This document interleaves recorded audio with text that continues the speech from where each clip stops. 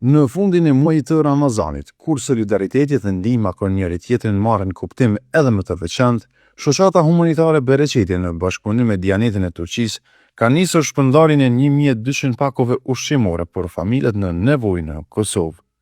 Vetëm gjatë ditës së sotme në Prishtinë janë shpërndar 200 pako ushqimore për jetimat, rastet sociale dhe kategoritë ndryshme të shoqërisë që kanë nevojë për mbështetje.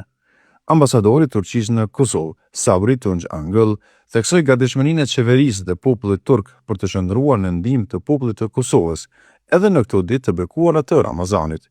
Ai tha se vlera e solidaritetit dhe bujarisë janë virtyte të këtij muaji dhe njëkohësisht karakteristikë e dy vendeve tona amike. Kryeimami i Kosovës Vedat Sahiti ka falendëruar qeverinë dhe popullin turk për përkrahjen e vazhdueshme. Dua të falenderoj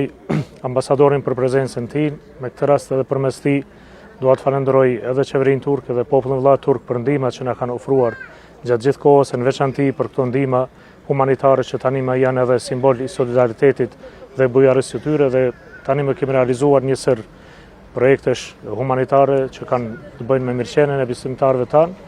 edhe në ndihmat dhe në pakot ushqimore që po shpërndahen. Në anën tjetër edhe nga komuna e Prishtinës vlerësuan lart përkrahjen e Turqisë ndaj Kosovës, jo vetëm në këtë muaj të Ramazanit, por në vazhdimsi.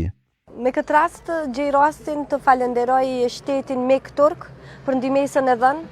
jo vetëm sot, jo vetëm në këtë muaj të Ramazanit, por në secilën ditë të vitit, duke i qëndruar pranë popullit të Kosovës, e në veçanti familjeve më në nevojë. Shpërndarja pakove ushqimore do të vazhdojë edhe në ditët në vijim në shtetet e ndryshme të Kosovës, duke sjellë ndihmë konkrete për familjet që kanë më së shumti nevojë gjatë këtyre ditëve të Ramazanit. Po ashtu gjatë këtij muaji, Dianeti i Turqisë po vazhdon edhe shtrimin e 1500 iftarëve për besimtarët muslimanë në Kosovë.